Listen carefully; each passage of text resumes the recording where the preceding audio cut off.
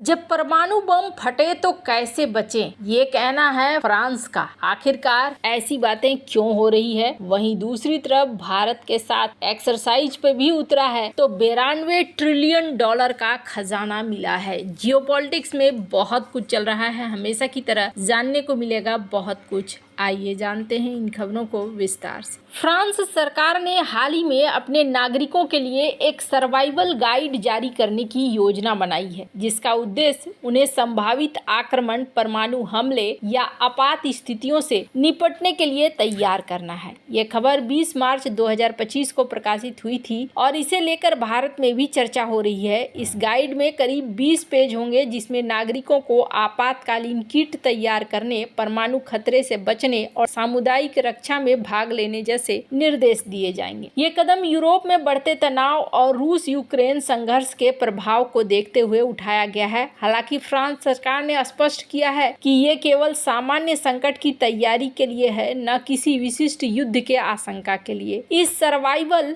Manual में नागरिकों को सलाह दी जाएगी कि वे कम से कम 6 लीटर बोतल पानी बंद, 10 डिब्बा बंद खाद्य पदार्थ, बैटरी, टॉर्च और चिकित्सा आपूर्ति जैसी चीजें तैयार रखें। इसके अलावा ये गाइड परमाणु खतरे की स्थिति में क्या करना है, जैसे कि सुरक्षित स्थान पर शरण लेना है, आपातकालीन नंबरों का उपयोग करना है, इसकी भी जानकारी देगा। फ्रांस के रक्षा और राष्ट्रीय सुरक्षा महासचिवालय ने इस मैनुअल को तैयार किया है। उनका कहना है कि इसका मकसद देश को हर तरह के संकट के लिए तैयार करना है, जैसे प्राकृतिक आपदाएं, औद्योगिक दुर्घटनाएं या सैन्य खतरे। ये पहल फ्रांस के राष्ट्रपति इमैनुअल मैक्रोन के उस बयान के बाद आई है जिसमें उन्होंने यूरोप को युद्ध के लिए तैयार रहने की चेतावनी दी थी। हाल के ही सालों में रूस की आक्रामक नीतियों और यूक्रेन पर हमले के बाद यूरोप में सुरक्षा को लेकर चिंताएं बढ़ी है। फ्रांस का ये कदम स्वीडन और जर्मनी जैसे देशों की हालिया तैयारियों से प्रेरित लगता है, जहां भी नागरिकों को संकट के लिए तैयार करने के प्रयास किए गए हैं। इस तरह की तैयारियां कोई नई बात नहीं है। एक ऐतिहासिक उदाहरण के रूप में हम शीत युद्ध के दौर को देख सकते हैं, जब 1960 और 1970 के दशक में ब्रिटेन ने अपने नागरिकों के लिए प्रोटेक्ट एंड सर्वाइव अभियान शुरू किया था। यह अभियान उस समय शुरू हुआ जब सोवियत संघ और पश्चिमी देशों के बीच परमाणु युद्ध का खतरा चरम पर था। इस अभियान के तहत ब्रिटिश सरकार ने एक 32 पेज का मैनुअल और फिल्में जारी की थी, जिसमें लोगों को बताया गया था कि परमाणु हमले की स्थिति में कैसे अपने घर में फॉल आउट रूम बनाना और रेडिएशन से कैसे बचना है। उदाहरण के लिए इस मैनुअल में सुझाव दिया गया है कि लोग अपने घर के सबसे सुरक्षित हिस्से में मेज या दरवाजों का इस्तेमाल करके एक इनर रिफ्यूज बनाएं। साथ ही उन्हें कई दिनों तक भोजन और पानी स्टोर करने की सलाह दी गई है। उस समय यह अभियान ब्रिटेन में बहुत चर्चा में रहा, लेकिन कुछ लोगों ने इसे डर फैलाने वाला भी माना था। शीत युद्ध के दौरान यह डर वास्तविक था, क्योंकि 1962 में क्यूबा मिसाइल संकट जैसी घटनाएं हुई थी, जब दुनिया परमाणु युद्ध के कगार पर पहुंच गई थी। फ्रांस का ये नया सर्वाइवल गाइड उसी तरह की तैयारियों का आधुनिक संस्करण है। आज के समय में रूस और यूक्रेन के बीच चल रहे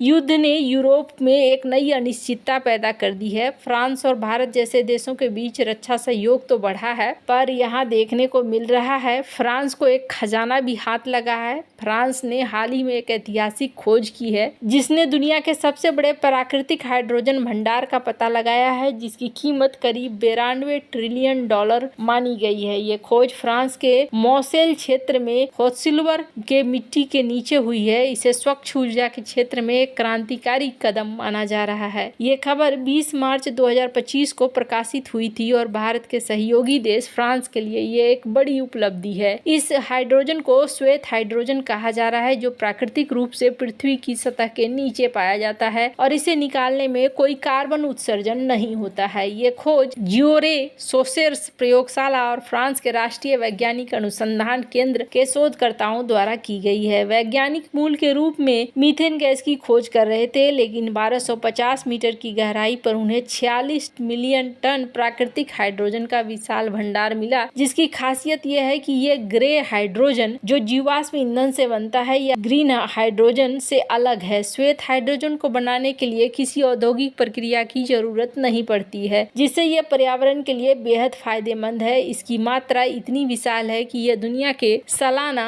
ग्रे हाइड्रोजन उत्पादन का आधे से ज्यादा हिस्सा है, लेकिन बिना किसी पर्यावरणीय नुकसान के। इस खोज के वैज्ञानिक जैक्स पिरोनोन और फिलिप डोनाटो ने बताया है कि शुरू में सतह के पास हाइड्रोजन की मात्रा कम थी, लेकिन जैसे जैसे वे गहराई में गए 1100 मीटर पर 14% और 1250 मीटर पर 20% हाइड्रोजन की सांद्रता मिली है। ये खोज फ्रांस को यूरोप में स्वच्छ ऊर्जा का नेतृत्व करने की स्थिति में ला सकती है और वैश्विक स्तर पर ऊर्जा का प्रभाव बदलता है। विशेषज्ञों का मानना है कि अगर इसे सही तरीके से निकाला और उपयोग किया गया तो ये फ्रांस की अर्थव्यवस्था को नई ऊंचाइयों में ले जा सकता है, साथ ही रोजगार के अवसर भी पैदा कर सकता है। इस तरह के प्राकृतिक संसाधन खोज का एक ऐतिहासिक उदाहरण हम सऊदी अरब के तेल भंडार की खोज से ले सकते हैं। 1930 के दशक में सऊदी अरब में तेल के खोज ने उस देश को एक गरीब रेगिस्तानी इलाके से दुनिया की सबसे बड़ी तेल अर्थव्यवस्थाओं में से एक बना दिया। 1938 में अमेरिकी company standard oil of California ने सऊदी अरब के दमदम क्षेत्र में तेल का पहला कुआं खोजा था। उस समय किसी को नहीं पता था कि ये खोज कितनी बड़ी होगी, लेकिन कुछ ही दशकों में सऊदी अरब ने अपने तेल भंडारों के दम पर वैश्विक अर्थव्यवस्था में अपनी मजबूत स्थिति बना ली। आज दुनिया का लगभग 13% तेल उत्पादन सऊदी अरब से आता है और इसकी अर्थव्यवस्था मुख्य रूप से तेल पर निर्भर है। उस समय तेल की खोज ने सऊदी अरब को आर्थिक और सामरिक शक्ति दी थी, ठीक वैसे ही जैसे फ्रांस की यह हाइड्रोजन खोज भविष्य में स्वच्छ ऊर्जा के क्षेत्र में उसकी स्थिति को मजबूत कर सकता है। 20वीं सदी में तेल ने औद्योगिक क्रांति को बढ़ावा दिया और अब 21वीं सदी में श्वेत हाइड्रोजन स्वच्छ ऊर्जा क्रांति का आधार बन सकता है। खैर, अब फ्रांस में जो ये बड़ा बदलाव देखने को मिल रहा है, भारत और फ्रांस के बीच रक्षा और एनर्जी के सेक्टर में बहुत ही बढ़िया सहयोग है। अभी देखने को ये मिला है कि भारतीय नौसेना और फ्रांसीसी नौसेना के बीच में हाल ही में एक युद्धाभ्यास शुरू हुआ है, वरुण 2025, जिसके बारे में कहा जा रहा है कि ये 23वां संस्करण है जो भारत और फ्रांस के बीच नौसैनिक सहयोग का एक महत्वपूर्ण हिस्सा है। इसमें भारतीय नौसेना का विमान वाहक पोत INS विक्रांत और फ्रांसीसी नौसेना का चार्ल्स डी गॉल शामिल था। इसके अलावा दोनों देशों के लड़ाकू विमान जैसे भारत के MiG-29 के और फ्रांस के राफेल M, साथ ही पनडुब्बियां और युद्धपोत भी इस अभ्यास का हिस्सा थे। पहले दिन